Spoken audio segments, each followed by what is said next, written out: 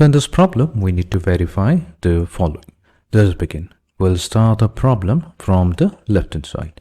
So here we have 1 plus sine theta minus cosine theta in the numerator. But let's do one thing. Let's rewrite it as 1 minus cosine theta added to sine theta.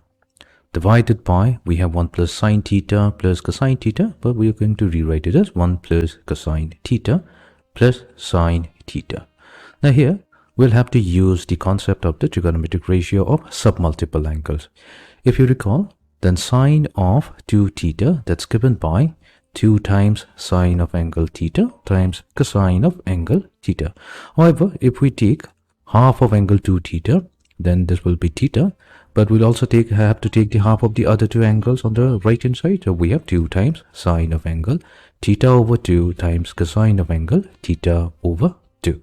Similarly, we have cosine 2 theta, which is given by cosine squared theta minus sine squared theta.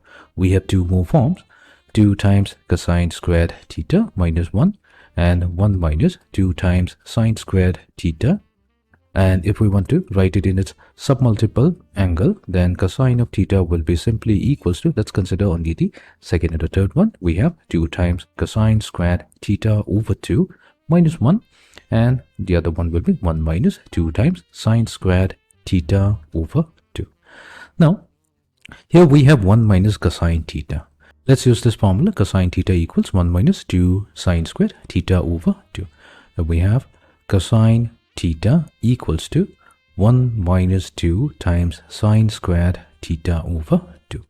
We can rewrite this to get 2 times sine squared theta over 2. So this will become equivalent to 1 minus cosine theta. So that means the numerator portion 1 minus cosine theta can be replaced with 2 sine squared theta over 2. Sine theta can be replaced with 2 sine theta over 2 times cosine theta over 2. Also in the denominator we have 1 plus cosine theta. So if we use this particular formula, cosine theta equivalent to 2 times cosine squared theta over 2 minus 1, then 2 times cosine squared theta over 2 will be equals to 1 plus cosine of theta. Meaning, we can replace this 1 plus cosine theta with 2 cosine squared theta over 2, and sine theta will be replaced with 2 sine theta over 2 times cosine theta over 2. Let's do that.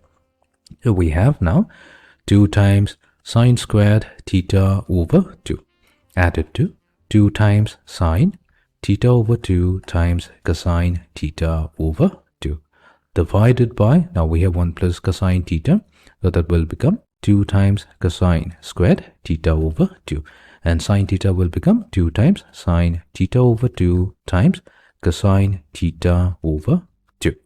So what we'll do, we will factor out 2 sine theta over 2 from the numerator, and that was going to leave us with sine theta over 2 plus cosine theta over 2. Now from the 2 terms in the denominator, we are going to factor out 2 times cosine theta over 2. So that gets multiplied to cosine theta over 2 plus sine theta over 2. Now we can factor out 2 from the numerator and the denominator. We can also factor out sine theta over 2 plus cosine theta over 2 from the numerator and the denominator, which leaves us with sine theta over 2 in the numerator and cosine theta over 2 in the denominator, and this ratio is the tangent function. So we have tangent of theta over 2. This is the expression on the right hand side. Hence, we have successfully proved that 1 plus sine theta minus cosine theta divided by 1 plus sine theta plus cosine theta equals tangent of theta over